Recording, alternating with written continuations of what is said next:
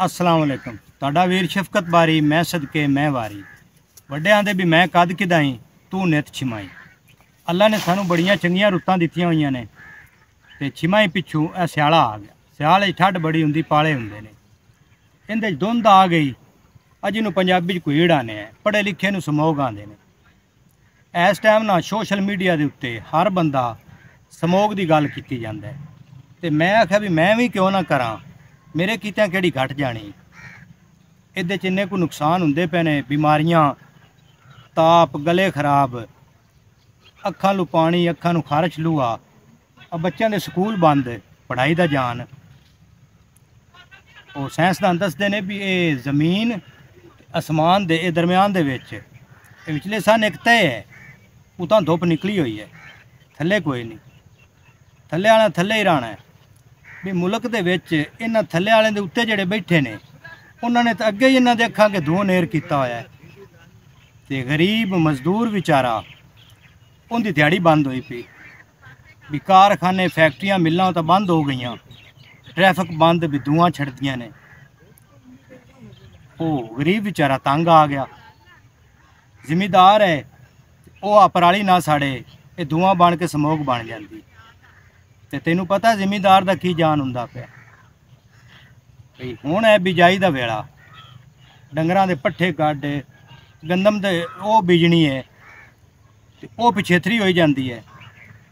भई धुप्पां निकलदियां कोई नहीं, रौनी करदा बंदा वो हफ्ता हफ्ता बत्तर ही नहीं आती। देर रात एक कोया पे बई राती सौने तो राती उठने भी सूरज तो निकलता कोई नहीं। ये हुण फसल पिछेतरी हो सी ते जाड़ की देसी ते मुड़ जड़ा भाव है वो तुहानू पता ही है। इनका हल ये नहीं है, ये तो ना कोई सियाणियां जे बंदियां दी सलाह लवो भी इनका हल की करिए। दुआ करो भी अल्लाह को बारिश देवे ते मौसम खुल जाए। ये साढ़े अमाल ही हैं जेडे साढ़े अगे आते पे ने ते चंगी सलाह देवन वाला इत्थे है कोई नहीं।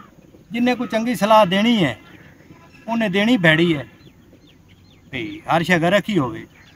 और जिवें कोई बंदा सी ना वो लग्या कब्रस्तान कोलों ते कब्र दे विचों आवाज़ आई बई इस वारी ना चंगियां धक के फसलां गड्डो, पानी की बचत हो जासी, खर्चा बच जासी, बारिशां बड़ियां होणियां ने। वो बंदे आके ते नाल भी कोई दो पिंडां नूं दस्सिया। लै वो जेड़ा कोई दाना फक्का घर पिया वो चाह के ते उन्हां हवाइयां च खिलार सट्टिया, घर खावन वास्ते भी कोई ना रखिया। बारिश एक भी ना पई। वो गए किसी अल्लाह दे बंदे कोल भी साडे नाल बड़ा हथ हो गया, आया गल है। वो अल्लाह दा बंदा नाल आया तो उस कबर वाले कोल पुछया भी भलिया लोका भी आ भले जे लोकी आन ते इन्हां नूं जेड़ा है तू चंगी सलाह दित्ती है, इन्हां दा पक्का घर खावन वास्ते भी कोई नहीं रखिया। वो आंदा भी मैं तो बोलिया झूठ, मैं जिसले जींदा हाँ ना उसले मैं कई मुल्क गरक कर छड्डे सी। हुण मैं गया मर ते की होया है, आखिर मैं हुण दो पिंड भी नहीं गरक कर सकता।